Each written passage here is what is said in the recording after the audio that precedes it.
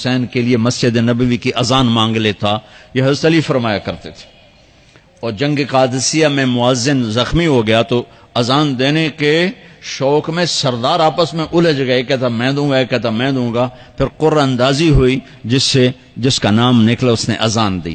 حضرت عمر فرمایا کرتے تھے اگر میں امیر المومنین نہ ہوتا، اگر میں خلیفہ وقت نہ ہوتا تو میں مسجد نبوی کا مؤذن بننا پسند کرتا۔ کسی کو اذان نہیں ملی، ہمیں اذان، پہلا مؤذن بلال بنا۔ پہلے مؤذن اللہ نے بلال کو یہ عزت عطا فرمائی۔ دنیا میں یہ ہے اور آخرت میں یہ ہے کہ میرے نبی نے فرمایا کہ جب جنت میں جانے کا وقت آئے گا نا تو جنت کی میرے لیے سواری لائی جائے گی، میں اس سواری پہ بیٹھوں گا تو اس کی جو وہ رسی ہوگی نا وہ ایسے نیچے گر جائے گی، یہ نیچے گرے گی۔ اس رسی کے یعنی اس کی جو لگام ہوتی ہے نا وہ نیچے گرنے کا مطلب ہے یہ ایسے نیچے گر گئی۔ اب نیچے گرنے کا مطلب ہے کہ اس کی ڈرائیونگ میرے نبی نے نہیں کرنی، کوئی آنے والا ہے، کوئی ڈرائیور آنے والا ہے جو رسی پکڑ کے چلے گا، کوئی کوچبان آنے والا ہے جو اس کو پکڑ کے چلے گا۔ رسی کا گرنا ایک انڈیکیشن ہے کہ کوئی نصیب والا اب آئے گا۔ جب آپ کی سواری کھڑی ہوگی، رسی نیچے ہے، تو اب سب کی گردنیں ایسے ہوں گی، کون، سب قیاس کر رہے کون۔ اللہ کی طرف سے اعلان ہوگا بلال کو بلایا جائے، بلال۔ تو بلال آپ کی سواری کی لگام پکڑیں گے اور آپ نے فرمایا کہ سب سے پہلے میں جنت میں جاؤں گا اور بلال میرے ساتھ ہوگا، میری سواری کی لگام پکڑے ہو جائے گا۔ تو ہمیں اذان ملی، کسی امت کو اذان نہیں ملی۔ ہمیں 5 نمازیں ملی، کسی امت کو نمازیں نہیں۔ 2 نمازیں، ایک فجر کی 2 رکعت، عصر کی 2 رکعت۔ باجماعت نہیں، ان کو اپنی کتاب یاد نہیں، ہمیں قرآن یاد ہے۔ میرے مدرسے میں ایک بچہ اب ماشاءاللہ امریکہ میں وہ پڑھا رہا ہے، اس نے 30 دن میں قرآن یاد کیا۔ صبح یاد کرتا تھا، شام کو تراویح میں سناتا تھا۔ میرے مدرسے کا بچہ ہے، صبح بیٹھ کے مغرب تک پورا سپارہ یاد کر کے اور عشاء کو تراویح میں سنا دیتا تھا۔ اللہ نے میں ایسا قرآن دے دیا کہ 1 مہینے میں بھی یاد ہو جاتا ہے۔ 3 دن میں بھی ایک بزرگ نے یاد کیا، 3 دن میں قرآن یاد کیا۔ اللہ نے ہمیں قرآن کی دولت عطا فرمائی، پڑھنے کے لیے 5 نمازیں عطا فرمائی، تہجد کی نماز عطا فرمائی، اوابین کی نماز دی، اشراق کی نماز دی، چاشت کی نماز دی۔ نماز کے کتنے دروازے کھول دیے۔ اور میرے نبی کی آخری نصیحت تھی میری امت نماز نہ چھوڑنا، نماز نہ چھوڑنا، نماز نہ چھوڑنا۔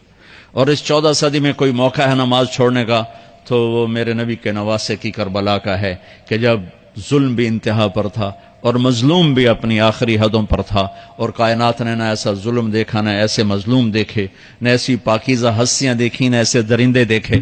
تو سورج ڈھلا، نماز کا وقت ہوا ہے، تو آپ نے سبحان اللہ، آپ نے زہیر سے فرمایا کہ شمر سے کہو نماز پڑھنے دے، نماز پڑھنی ہے، امت کو پیغام دینا ہے کہ یہ کسی حال میں چھوڑنے کا کام نہیں ہے۔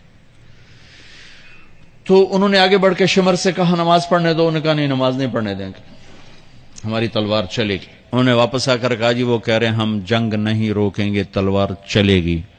تو پھر یہ نہیں فرمایا اچھا چلو ٹھیک سر دیو، فرمایا اچھا آدھے نماز پڑھو آدھے جنگ کرو۔ آدھوں نے نماز پڑھی، آدھوں نے جنگ کی۔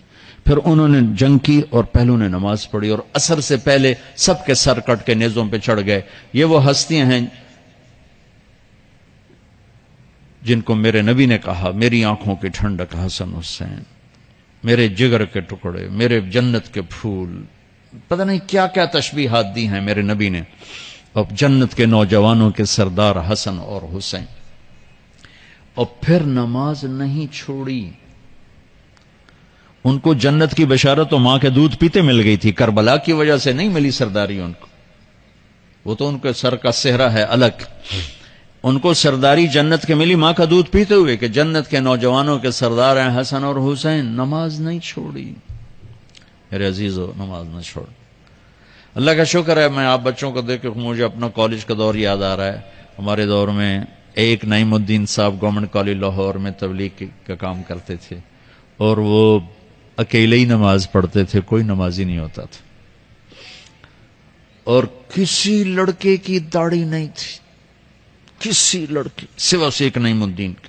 اب ہر کالج میں جائے داڑھیوں والے بچے نظر آتے ہیں، ٹوپیوں والے بچے نظر آتے ہیں، کوئی لڑکی کے سر پہ دوپٹہ نہیں ہوتا تھا، کوئی ایجوکیشن تھی۔ اب لمز جیسی یونیورسٹی میں بھی لڑکیاں پورے برقعے میں ہوتی ہیں، حجاب میں ہوتی ہیں، نقاب میں ہوتی ہیں. جہاں برائی کا گراف اوپر گیا تو نیکی کا بھی اوپر گیا. جہاں برائی کا لیول اگر بڑھا ہے تو نیکی کا لیول بھی بڑا ہے. اتنا بڑا میری نسل کا مجمع اللہ کی بات سن رہا ہے، یہ اس دور میں کوئی تصور نہیں کر سکتا تھا.